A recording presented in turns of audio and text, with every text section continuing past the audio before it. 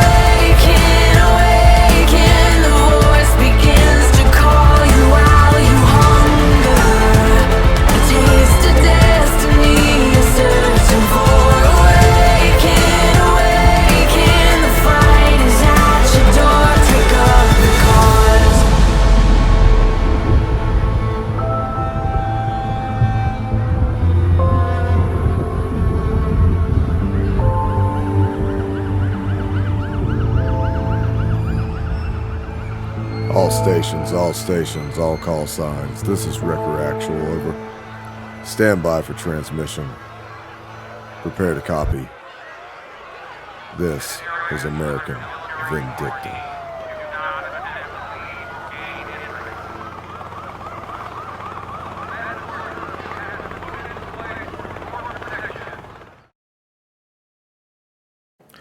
Alright folks, how you doing? This is American Vindicta. I'm your host, Doug Thornton. We're going to do a breakdown over the Buffalo Tops Friendly Market shooter, Peyton Gendron. I have a lot of information. We're going to try our best to get through it. If you hear any screaming in the background, that would be my children doing their homeschooling lesson. So I apologize in advance. Now, there's a lot of information out there. There's already a manifesto that's released. I wrote an article that should be on Dave Hodges, thecommonsenseshow.com. It should be up there. If not, check my website, americanvindictashow.com, and it will also be in there in the blog section. On the americanvindictashow.com, we have a new section there called the Raven Corps. That is where I'm allowing independent writers who I am working with here and there to put some of their great works onto there. One of them being a new member, Ariel, and she's the one who helped me to organize everything of the Bohemian Grove podcast. The entire thing of the Bohemian Grove was her baby, so mad kudos to her. And she has about 5 more cool articles on secret societies that we are patiently waiting for. That are going to be completely awesome to go over. And with the Raven Corps, I want to inspire people to write. I want to inspire people to, if you have this, technique and ability and the want and love to write, shoot me an email at the American Vindicta Show @gmail.com, and we can discuss whatever it is that you're going over. I am a hard person to please, so I don't just take anything. I don't demand perfection, but I do expect professionalism. And so I'm very lucky that I have someone like Ariel that's on our side. And you know what's really cool about this experience so far, and I got some other things lined up I want to tell you about, is I want to involve you, the audience, in what I'm doing. I don't know anyone else that does that. I really don't. This is a one-man operation, so I don't have that cool, sweet Alex Jones money where I can pay everybody. God willing, we may get that big one day in about 20 years. But right now we're working with what we got. So if you want to be a part of the Record Nation and get your own cool merchandise for being a part of the Raven Corps, then you can send me an email, and we can discuss what it is that you can do. Also, I have started a Patreon account. I'm doing things I never thought I would do. I've started a Patreon account, and I have merchandise on there. So depending on which membership you get on there will give you different access into this show. I'm going to be putting stuff on the Patreon website that I typically wouldn't go over on the show because I would get my hand slapped for it. And it'll be stuff that you won't see on YouTube, you won't see on Rumble, you won't hear it on the podcast. It will be specifically for that. And that will also include some upcoming trips that I have planned. There's a good brother of mine, Brent. We already have an expedition planned within Arkansas, and we're going to go see some stuff that not too many people know about. And it's going to be pretty cool. It has to do with the mound builders and, some ancient societies that are out there. And I don't want to get too much into it because I don't want to spoil it for you. But it's going to be pretty intense. And along this journey, we're going to be filming and recording and showing you the slip and falls, and we may even have a superstar out there with us that you might know of. So, that's going to be fun. It's going to be exciting. God's really moving in my life to do this. I never thought I would do this. Honestly, guys, I thought I would retire as a law enforcement officer and hunt and fish for the rest of my life, but, God has reasons for why he calls people to do certain things, and I don't know why, but this is just what I'm doing. So I'm enjoying life. I want to be able to, hang out with people, meet new people, make new friends and brothers and sisters in Christ. That's what this is all about. That's the iron sharpening the iron. It's not just listening to my annoying voice sitting in my third bedroom in my house. I want to get out and experience the world. And so I challenge you, get out and experience the world. Look up some abandoned cities near you, or, some abandoned towns. Look up something cool. I'm not saying go on ghost tours, but if that's what you want to do, go do it. I don't care. But, get out, go for a walk, go for a hike, go find something cool and mysterious and report back on it. That should be what our lives should be about, going out and experiencing this world, not stuck inside on our phones and on TV and just slowly waiting to die. All right, I'm climbing down from the soapbox. Let's get into this. All right, so here we go. This is being pulled off of Twitter from one of the listeners who helps me out. This is a tweet from Jack Posobiec. New York State law enforcement knew about him a year ago. What happened here at Tish James? Breaking from the Associated Press. The 18-year-old accused of killing 10 people at a Buffalo supermarket had threatened a shooting at his high school last year and was sent for mental health treatment, a law enforcement official told. Gendron had appeared on the radar of police last year after he threatened to carry out a shooting at the Susquehanna High School around the same time of graduation, the official said. New York State Police said troopers were called to the Conklin School on June 8, 2021 for a report that a 17-year-old student had made a threatening statements. The shooter, identified as Peyton Gendron, had previously threatened at a school shooting last June. That's coming from the AP. Buffalo Police Commissioner Joseph Gramaglia said that the then 17-year-old was brought in for a mental health evaluation afterwards. Now, what me and Dave Hodges both kind of think, and we don't know this yet, but we kind of think that this kid was probably put on SSRIs, and either it had a really bad side effect and this kid just got thrown off from the drugs, or he was taken off of it several days ago. And then we have the psychotic episode. And if you listen to the Doug and Dave Intel report that we did last night on radio, so it'll be on the podcast, we discuss what SSRIs and what kind of SSRIs would probably most likely be prescribed. And all of them have that black box warning that, hey, if you get off of this stuff, it can cause a psychotic episode. So there's a lot of commonalities amongst active shooters and them being on pharmaceuticals, SSRIs, some sort of an antipsychotic or depression medicine.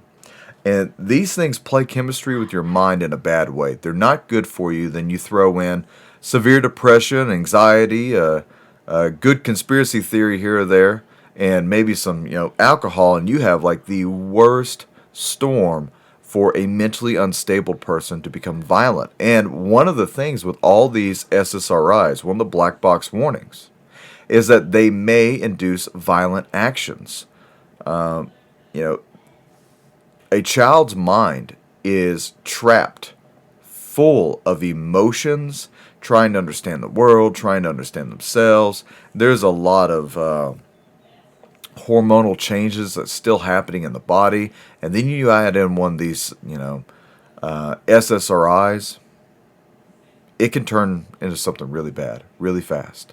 And there are plenty of cases like that. I've arrested people on SSRIs who will tell you the same thing. So, let's get into what I got.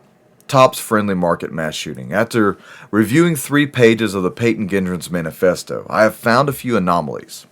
Now, based on my experience, which is about 4 years in the United States Marine Corps Infantry, I did some time as a DoD contractor. I worked for the Jefferson County Sheriff's Department Correctional Facility and the Maximum Unit. I worked at the Federal Bureau of Prisons and the Penitentiary for FCC Beaumont. And I did 10 years in DHS as a federal Leo. In the last 4 years, I was on a SRT team, a special response team. So I have a little bit of understanding and a little bit of a subject matter expert whenever I would want to talk about this. I have some experiences. I know what it is that I'm reading. And what I'm reading does not make sense to me, ladies and gentlemen. I'm going to go out on a limb here and say that this shooter had help of some sort or was guided. As you read the language that is used in the manifesto pages that are attached in my assessment that I sent to Dave Hodges, it'll be on his website, a person may assume that elements of this language are foreign for an 18-year-old male with mental health issues. Now, I thought I was reading the script that would be used for scenario-based training for law enforcement. And what do I mean by that?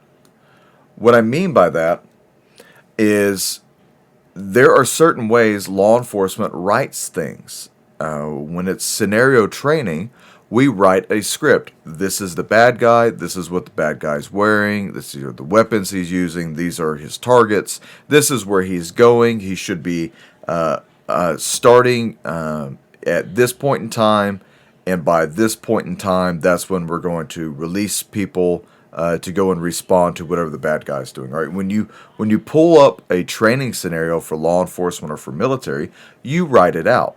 That way, as you orchestrate the training event, you know what should be happening, and people know their role, and it's how we practice these scenarios.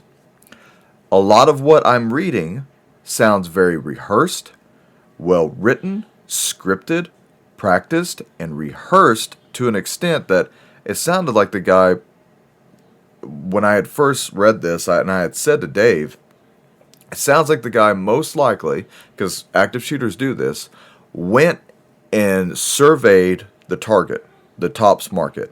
Most likely he went in there and he conducted his reconnaissance. He probably did dry runs inside the building. He probably talked to people, made mental notes. I said all this a couple days ago. Well, now it's coming out. That is what he did. And the security guard even ran into him prior. And I guess more or less ran him off. And, my thoughts and prayers go out to the victims of the families and also to the brave security guard who's a retired Buffalo police officer. So, it hurts when we hear another brother is killed in the line of duty. But that's the calling, and one day we'll talk about that. But let's read just for a second the thing that I find most telling. Most importantly, and this is from this kid's manifesto, all right? Would you expect an 18-year-old kid to write 180 pages of anything? There are geniuses out there, I get that. But most kids, even on that level, aren't going to sit down and write things this descriptive. All right, so this is what stands out to me. It's in the manifesto. Most importantly, the attacker must go through with the attack in their mind. It is very difficult for a normal person, even with all the information, to carry out an attack that will kill another human being, or the fact that you may die that day. That language stood out to me as what I would call canned language. In law enforcement, we have canned language that you would use. Approved language is also what we would call that you would use for training or that you would use for write-ups. That's what this sounds to me. So, in the middle of the interview, I said, you know what, I got an idea. So from most importantly all the way to the end of this first sentence, die that day, I went copy and paste, put it in the old internet machine, and Google popped up. What do they pop up? Well, let's get into it. If you skip over all this stuff, and I'm just going to tell you what stinks to me. If you observe on that page that I have, if you read my report, it'll be above the AR-15 in the middle of it with the title The Weapon. And there will be a paragraph above that where I have circled the first sentence in red. All right, the sentence I just talked about. Follow the link that'll have in the hypertext and review the different federal government websites that this sentence first directly correlates to. All right. Here's what you should find when you type in this first sentence into your search engine. Now, I used Google. The first things that popped up is Psychology of Terrorism, Office of the Justice Programs, ojp.gov. That's a federal website. Strategic Framework for Countering Terrorism, Homeland Security, dhs.gov. What you don't understand about suicide attacks. That's from the scientificamerican.com. Number 4, National Strategy for Countering Domestic Terrorism, whitehouse.gov. Why was this kid using canned language from government write-ups on terrorism and then using it in his manifesto? Does that make sense to you? Because on one of these, it's about 200 pages long that you would have to read through. And why would you read through as someone who's going to go and commit a terrorist act? Why would you then read about terrorist acts? And why would you read the psychology explaining terrorism? Now, if you want to learn strategies, and then you just have to watch videos and look up stuff about, former terrorist attacks that have a high body count. That's training, I guess you could say. You could learn from that. But why go to the own government's websites to look this stuff up? It's strange to me, striking. I would expect to see a Dear Johnny letter. I would expect to say, little Timmy and little Susie beat me up every day, and they called me names and took my lunch, and I'm going to enact vengeance upon them and use my daddy's weapons, or I'm going to do X, Y, and Z, and it's for self-gratification for vengeance. I didn't see that so far in this manifesto. It's 180 pages long. I haven't read it all yet. I've been doing other stuff. But so far, just within the first 3 pages, this doesn't sound right, guys. Would you expect an 18-year-old going to college to become an engineer to have this inside a manifesto for why he's committing a mass shooting? I don't know. It's just my opinion. I mean, seriously, does anyone else find the words in the shooter's manifesto that led straight to government websites that are discussing topics of mass shootings, terror attacks, and psychology of terrorists? Do you guys not find that strange? I would not expect an 18-year-old to be digging through hundreds of pages of this stuff and to then use some of the language in these government forms as context for his manifesto. Also, the manifesto is lacking depth, in my opinion, right from the start. Where is the psychological trauma? Where is the blame for all of his problems on others as to why he would want to go and kill people? Now, this is obviously a troubled kid, but where is that need for his self-gratification for the killings? I haven't read the entire manifesto. Maybe it's in there. I'm sure it is. Firstly, the first sentence is too perfect. The way it is grammatically arranged and structured to sound exactly like how the way a lawyer or a law enforcement instructor would sound when we would be giving a presentation to a class of students. Now, this is basic knowledge, but it's wrote on a professional level that you would see in any police academy instruction. I would not expect this language from an 18-year-old. I'm going to keep saying that. Listen, this is his writing. Most importantly, the attack must go through with the attack in their mind. Why is he talking about mindset? Why is he talking about things in the third person?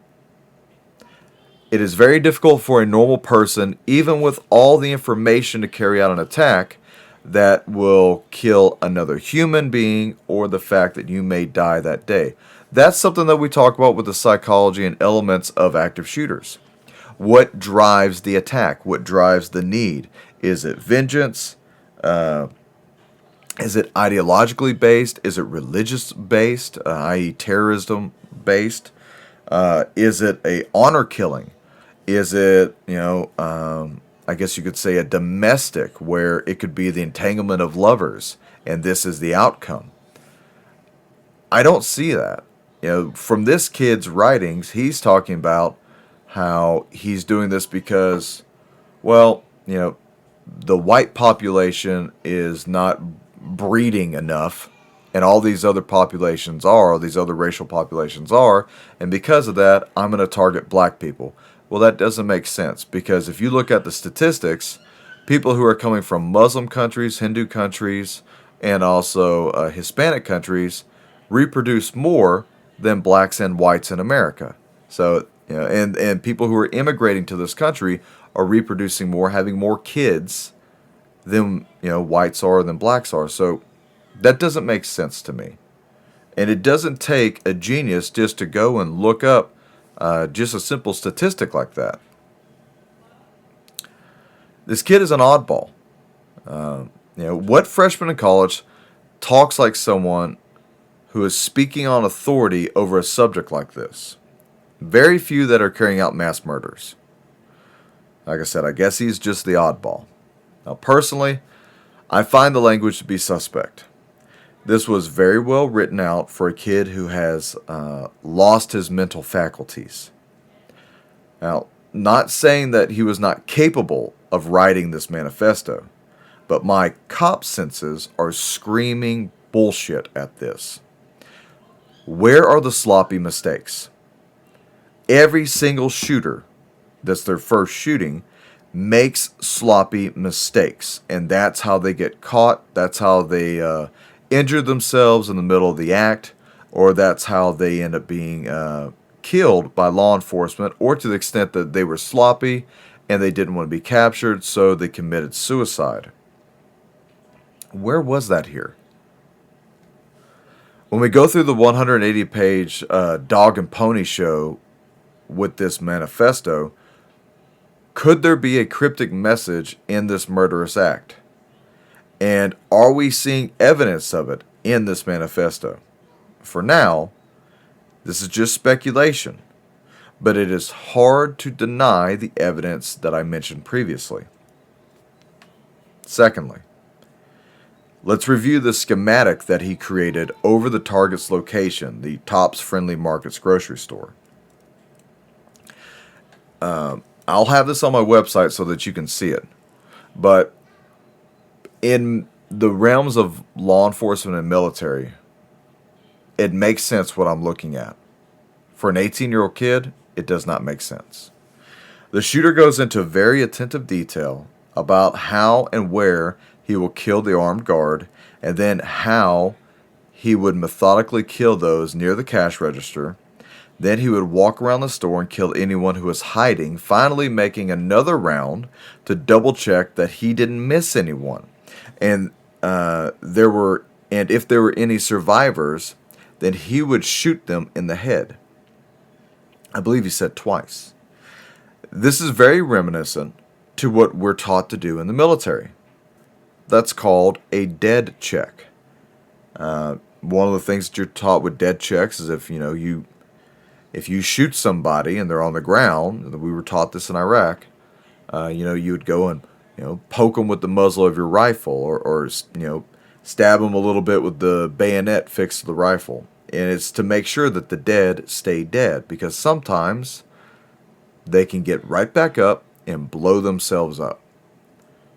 So that's why you do dead checks. Now, what he's talking about doing is something a little bit more extreme, truly neutralizing somebody, which would be the coup de grace to the head. Why waste that ammunition, though? And here's the thing, he planned on carrying out these shootings to other places as well. So I don't know why he would waste the ammunition. That's just my personal opinion. He planned to shoot all black people in the store multiple times, and then again in the head. He must have completed a reconnaissance of the store and drew out his own map of the interior layout of the market. Now, in my opinion, an 18-year-old should not have the mental sharpness nor experience to have mapped this out the way he did, and also to write it all out with good descriptive language. He essentially created what we call op orders, or operational orders, and he wrote it out in a way that I easily understood. That's why it's so telling to me.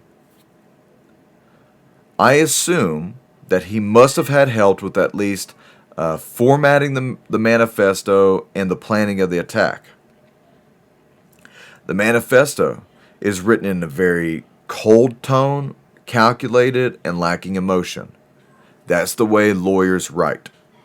When lawyers and high-ranking government officials will write something for an operational order, there is a lot of the emotion taken out of it, and it's just the plain facts. It's just, this is the descriptive language of what I expect to be done, or this is what will happen. And honestly, that is what we read here. Don't be thrown off by anything. When you read something in this manifesto that is just cold and calculating, like how the hell could this kid just sit here and talk about this? That is the type of information that shoots off red flags in my head. It's presented to us as a formal document of the planned attack along with the shooter's intentions. Now, there are plenty of things like that. There are plenty of manifestos out there that talks about the intentions, the who, what, when, where, and why, that they're going to go out and commit mass murder. And it's also in here, but it's dry to me. It's really dry to me. This white replacement theory that this kid is talking about, it doesn't feel right. It feels like people were grasping for straws and took this one and ran with it. Now, that could be suggested also as only a psycho would write this way. The very cold tone, the very calculating tone, lacking emotion. However, I would suggest that only someone who has wrote an operational order for either a military or law enforcement operation would write this way. It's just the way I read it. I could be wrong. I wonder if this kid knew someone in the military who discussed tactics and showed him how to write this all up in such a fashion that you would think it was wrote for a military operation or even a training operation. I'm willing to bet that the shooter even created a tape house to rehearse his walkthrough of the target. Now, a tape house is a military term that we use for creating a mock room. You just make you a square and leave either on the left or right side of the square or in the middle an opening, and that's your doorway. And we would walk through room clearing drills. That's called a tape house. Instead of actually having to need a physical structure to walk through and practice room clearing drills, we would just lay tape or sticks or draw it in the stand on the ground, and that would be our diagram for us walking through and doing a dry run with yourself or with a team. I want to say that I think that's what this kid did. I really do. This training technique is not widely known outside of the military and law enforcement communities. And we know now that he did travel to the target multiple times. He even had an encounter with the security guard where the security guard more or less chased him off. He was there the day before because there's a gentleman who actually has an interview with one of the local news reporters that we're going to play here pretty soon. And he's going to talk about his hour and 45-minute conversation previously with the shooter. All right, I'm going to play the recording. I just want you to listen to the description of the shooter the day prior to the shooting. You were in that Tops earlier this afternoon. We're going to get to that story. But you told me just a few moments ago that you actually spoke with the suspect yesterday. He was here. Tell me more about that. I seen him, and he looked strange in the neighborhood, but he had a genius shirt on, so I wanted to see if he was a genius. And we sat and talked about string theory, critical race theory, beginning of civilization, and he seemed like he was a genius, actually. He said he came up just to see the countryside, and he was going to go out camping. He bought a a jug of water. He had a little nervous twitch to him. I bought him something to drink, and we sat and talked for about an hour and 45 minutes after seeing the pictures and seeing the blue car that I seen him got into yesterday. So it's a shock right now, and he told me his name was Peyton. So it's a shock. And we did see a blue car get taken away from this scene just about a half hour or so ago. And you were saying that you were speaking with him on a bench that's located outside of this Tops. Yes. That's the bench that earlier today, when I first got here, you were the first person I spoke to. You were telling me that bench is your office. Yes. And you usually like to stop and sit there and talk Yes. to people that are passing by.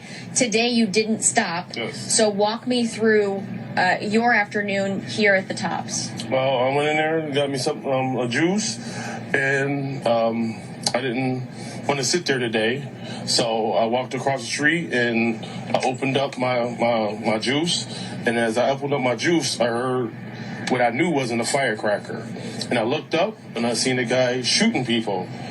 Then I seen a security guard run aside, and then I seen him going after him, shooting. And I saw him come back out, and he had all camouflage on, and glasses and helmet, and then he put the gun to his head, and he dropped it. He took off his gloves. He took off his gun. He put it down. He took off his vest, and then he got on his knees and laid down and put his hands behind his back, and they arrested him at that point. And the other thing I wanted to talk to you about, you were telling me about the security guard, the former Buffalo police officer who has tragically died in this incident. You were telling me today he told you no lingering around the store. We gotta keep it clear. Yes. You credited that man with saving your life. Yes, I heard him say to someone, "There's no lingering around the store." So, me knowing that he was a Buffalo police officer, I never really wanted to give him the opportunity to say anything to me. So, when I do go, I shop and I leave, and that's the reason why I left, because I heard him tell people that a couple times. So, you don't really got to tell me something 4 or 5 times for me to understand. And from what I heard, he went back and he shot at him when he went in the store. So, yeah, but if he wasn't there, I would have been sitting there. So I'm definitely thankful that I heard him say that. Yes, I'm definitely thankful to Mr. Salters. Yes, definitely. Well, Mr. Lewis, thank you so much for joining me here tonight and for telling me your story earlier today. I appreciate it. This entire community here is mourning this tragic loss. There's a memorial set up down Landon Street here. A truly challenging, difficult, sad, heartbreaking day here in the city of Buffalo. For now, live on Jefferson and Landon, Tara Lynch, News 4. Okay, so what are some things that really stand out to me about that? All right, well, if you listen to this gentleman's commentary, he met Peyton Grandin the day prior, or Gendron, I can't remember how you pronounce his name, but he met the shooter the day prior, even sat down and talked with him about string theory, critical race theory. The man even bought the kids something to drink.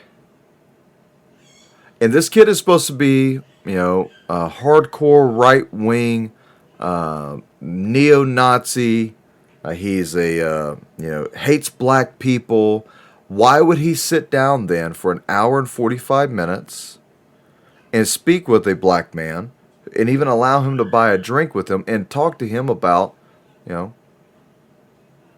don't know, science?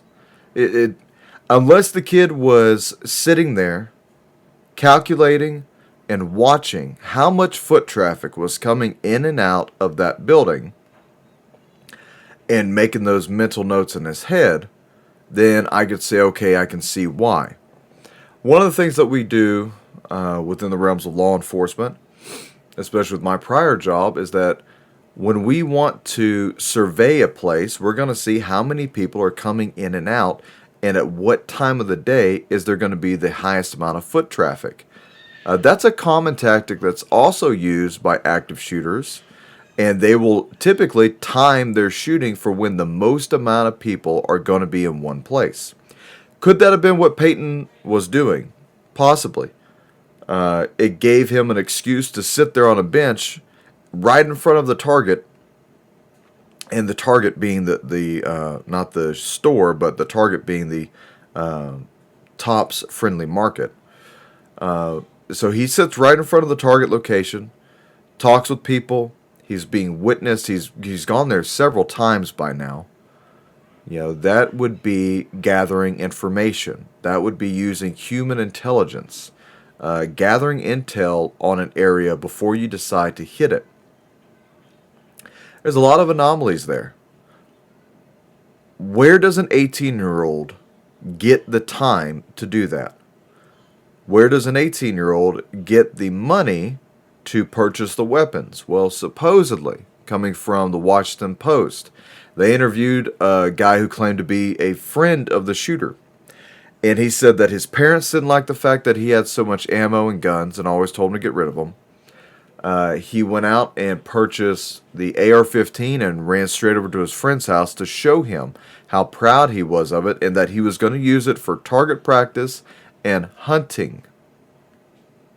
Notice the man that was interviewed said that Peyton was buying a gallon of water because he was going to go camping and sightseeing. So could they be diversions in this language that, I'm doing this because, well, I'm going to go camping, or I'm going to go, target shooting or hunting? Maybe. I'll give him that. Maybe he did that. I just want to know, where does an 18-year-old with mental health issues come away looking at, at this the same way I would? That's the thing that's making me upset. All right. If I wanted to plan a shooting, I would survey the place. I would find out what time and day I'm going to do it, the weather. I'm going to find out how many people frequent the place, what weapons would I need then to use, how far away is the nearest police station. I would sit there and monitor how many different police cars are going by, because he did want to engage with the police officers, and he says in his manifesto that he was going to surrender to the police officers once engaged with them. And if he was not engaged after the shooting at the Tops Friendly Market, then he was going to go and find the nearest, what I would say is soft target, which is the Walmart. Now let's talk about hard targets and soft targets. Here's some anomalies for you, okay? The kid drives almost 300 miles away from his home in Conklin, New York, to Buffalo, New York, because he says he wants to go and kill black people. He drives through how many different neighborhoods to get there that probably have black people in it? How many different places could he have driven within 30 minutes of where he lives and find black people to shoot at? Buffalo, New York was a target for a reason. The mystery here is trying to figure out the reason for it, not what they're telling you. All right? So let's really dig into this. What was the necessity for Buffalo, New York? Hard targets and soft targets. A soft target is a supermarket, a Walmart, a grocery store, a playground, a school, a church, a movie theater, a bowling alley, places where people will gather together for entertainment's sake, and places where people will gather together to obtain groceries or whatever it is that their necessities are for the day. Now, those are soft targets. Typically, at these places, people are not going to be looking over their shoulder waiting for a deranged psychopath to come and kill everybody. You're looking at bananas. You're looking at lettuce or meat, or cereal. You're praying. You're watching a movie like the Aurora shooter. It's the Aurora, Colorado shooter. Or, you're bowling. You're entertaining yourself, or you are doing your daily mundane needs for sustaining your family, and you're not thinking about security. You're not thinking about situational awareness. And this is where things get really bad in this country, because we have people who don't think this way, but the killers do. Let's talk about hard targets. How many different ghettos filled with black people did this kid drive by or ignore? How many of them could he have rolled into the ghetto, rolled into the neighborhoods, and got into an epic gunfight with people and, potentially kill people there? Why didn't he do it?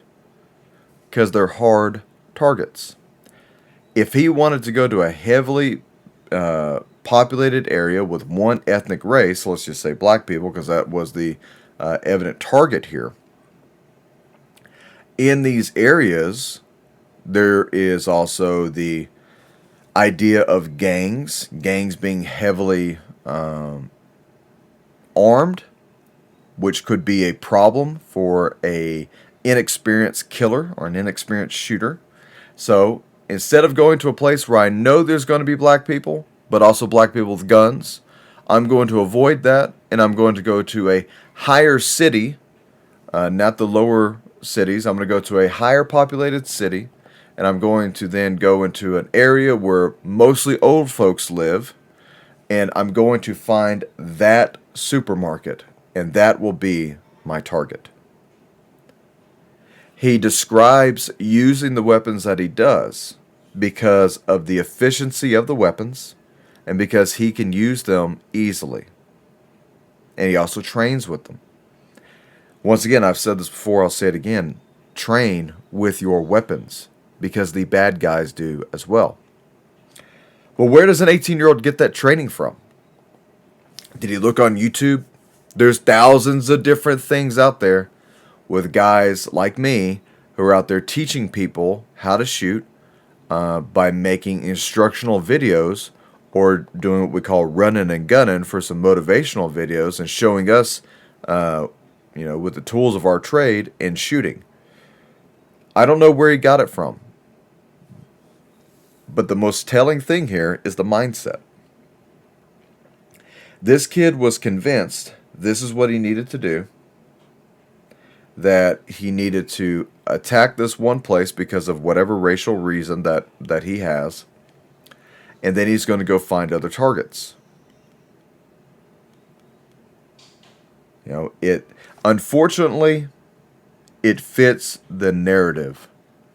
And I hate to politicize this, but it's already being politicized by the Hollywood elite and by politicians. It plays into the notion of the Second Amendment and white supremacy. The things that this government, based off of DHS and their National Terrorism Advisory back in February 7th of this year, where they said domestic violent extremists and white supremacists who are being more or less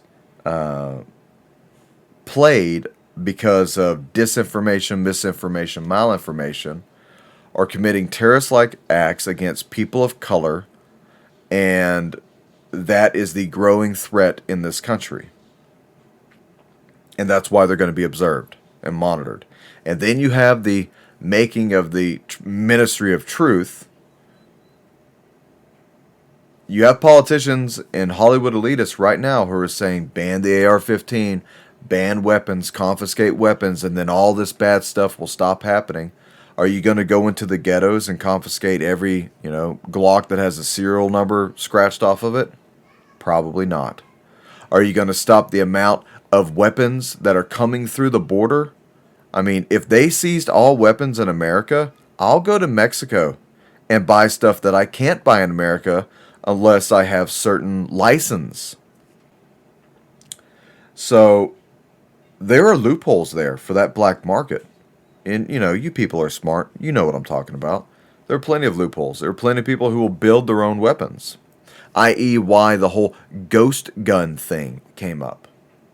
What I'm trying to tell you is, as tragic as this is, and thoughts and prayers go out to the victims and the families, but there's a narrative here. I'm just pointing out things that I see.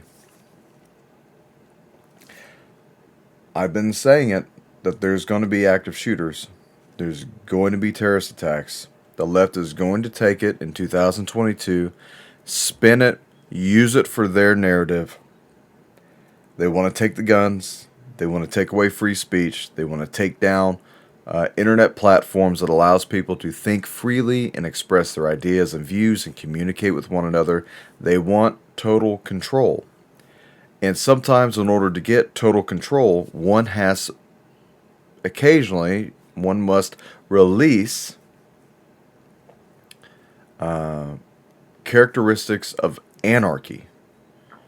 Now, you don't want total anarchy, but you need those characteristics of anarchy so that you can say, oh, look, the United States is way too dangerous. Guns are way too dangerous. So we're just going to take them all because we're the government. We know better. That's what I see coming. Active shooters are not going to stop. We're just warming up. I'm just giving you my predictions of what I would see. What I expect to see coming. I expect another school shooting. And I don't want any of this, by the way. But I expect to see another school shooting. I expect to see at least another shooting that will involve something politically motivated against the left from someone who appears to be far right. Maybe something that has to do with Ukraine or the vaccinations. No matter what it is, those threats are out there.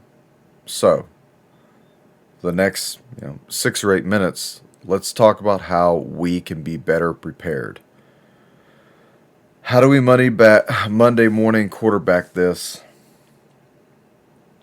How do we prepare for it, train for it? In September, I'm going to be giving a active shooter awareness and reaction training course.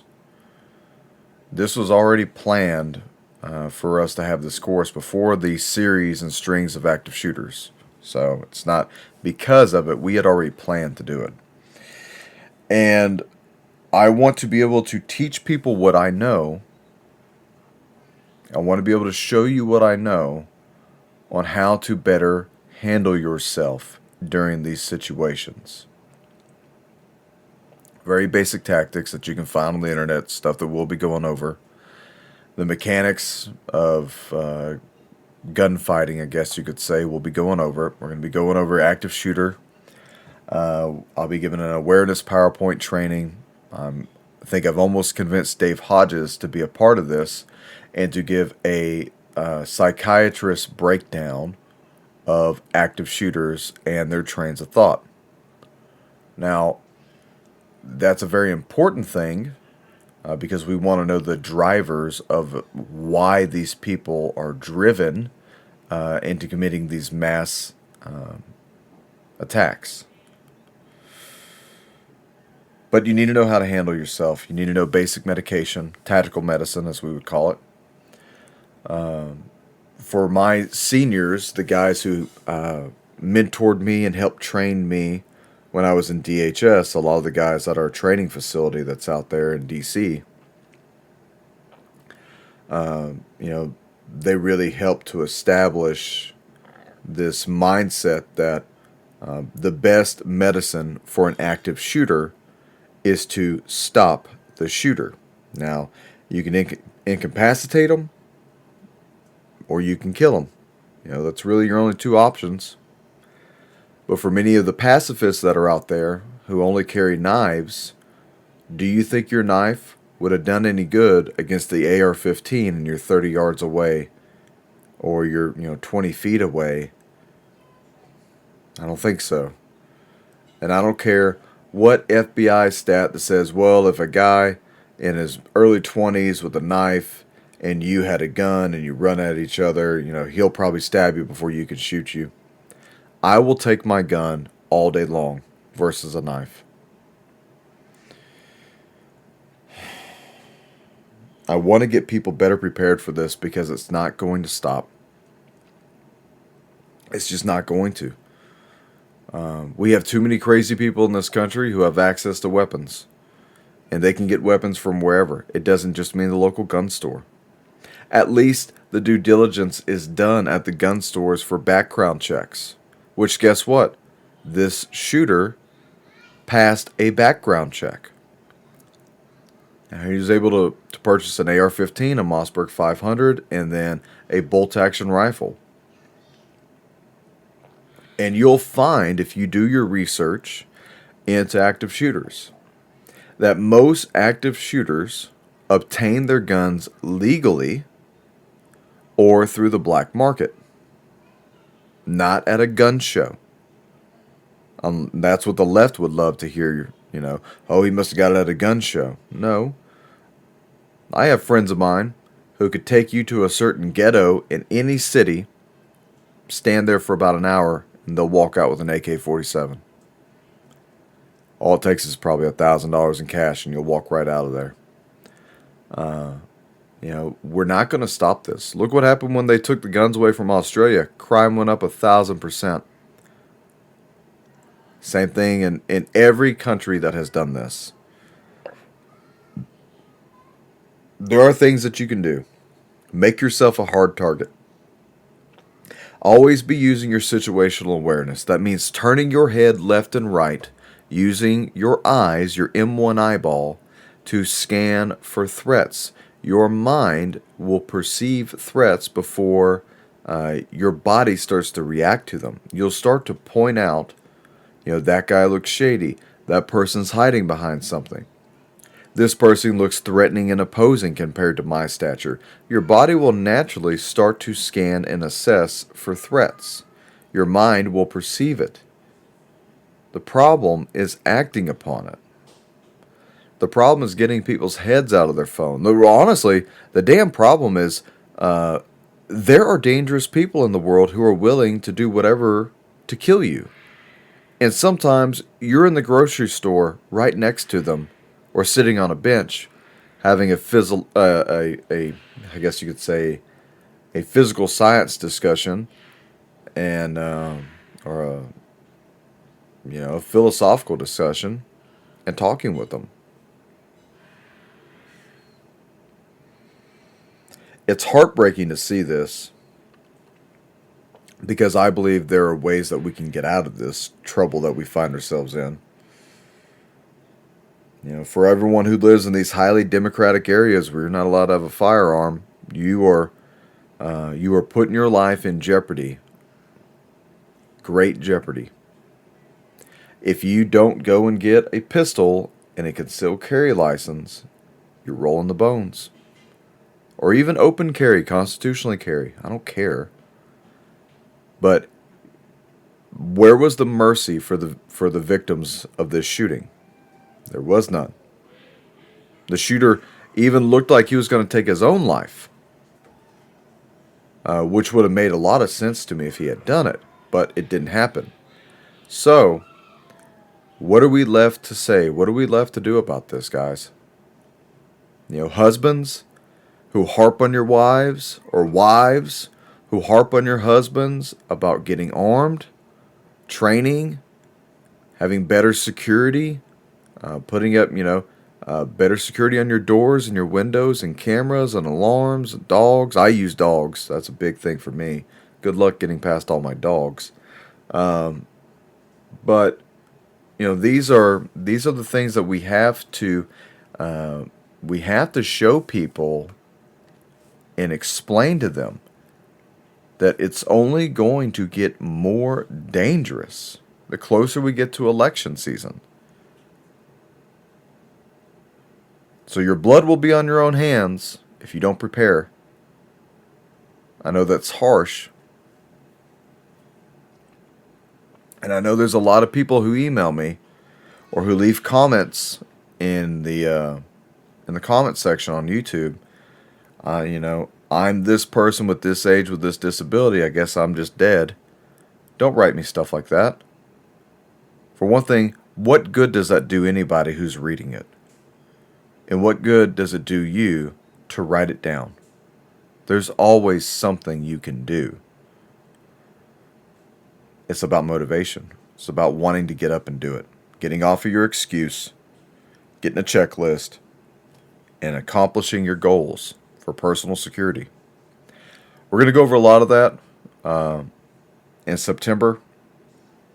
Me and Jamie Walden are going to break down this mathematical problem for people, and hopefully we'll be able to give you some solutions. Please support Jamie Walden. He is needing donations desperately right now, so we all are. I'm not going to lie to you. I live off of donations and sponsorship and a VA disability. So, Jamie needs it more than I do right now. So if you feel like donating, please donate to Jamie Walden. Contact him if you need to, or if you don't know how to donate to him. Please contact me, and I'll tell you how to do it. I would love to see if we could raise like $10,000 for Jamie Walden. I get quite a few listeners, and if everyone just donated $2 to this cause, we could help Jamie and his family, because Jamie is doing God's work right now. I don't want to get into the man's personal stuff, but Jamie is a fellow brother of mine, fellow Marine. So all you veterans out there, if you want to help somebody, Jamie is in need. As I said in the beginning, I do have a Patreon account on there. So if you want to donate to me, obviously on my show, AmericanVindictaShow.com, there's plenty of ways that you can donate by PayPal or sending in stuff through the P.O. Box. But also on the Patreon account, you'll actually be able to get some cool merchandise. You'll see the logo that I drew up, and I finally got it digitized and sent back. And I got some other things in the works. I want to have at least 10 customized shirts that are one of a kind, really cool. I'm working with a company right now called 1350 Apparel. Originally it's a Florida law enforcement based owner. And so he made the amazing shirts that I wore for all of our operations. I absolutely loved them. And I'm working with them right now for getting custom shirts made for us. So, it's a cool wicking, dry Under Armour style shirt, but I think it far surpasses what Under Armour makes. I don't want to give you cheap gear. I don't want to give you cheap apparel. Eventually, I will have this on my website so that you can just go on there and click on it and buy it. And also be watching for the website, because we will be putting out the information for the training course that will be held at Bob Griswold's place, which is readymaderesources.com. If you need anything, helmets, night vision, radio, communication gear, you need help with trying to find what it is that you're missing within your tactical go bag, just give Bob Griswold a call, please.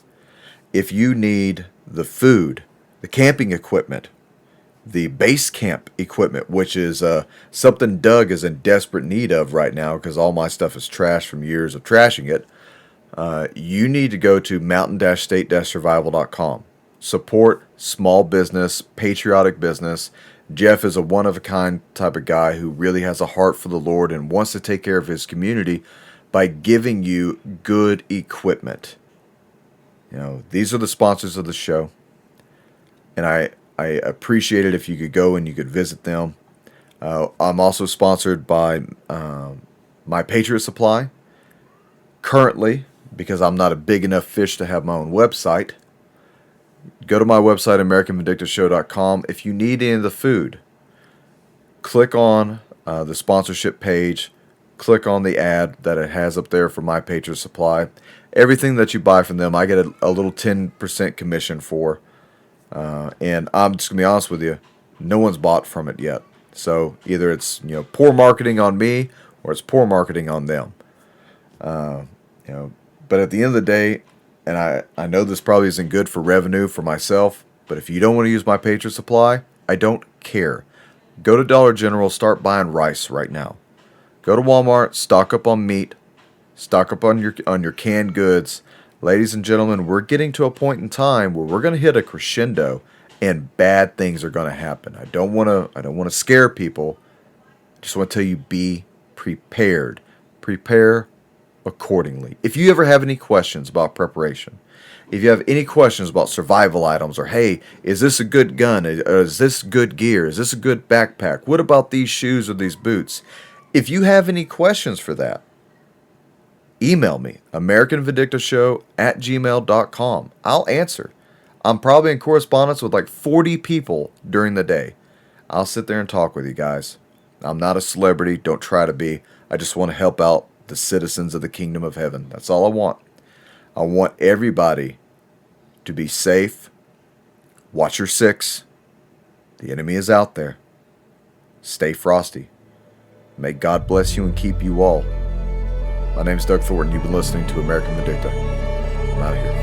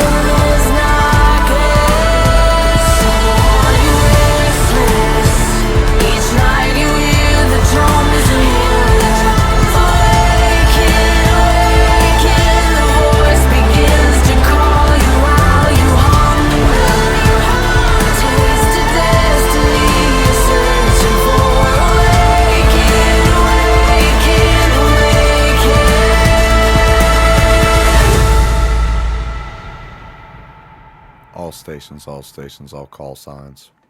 Prepare for transmission. This is Wrecker Actual.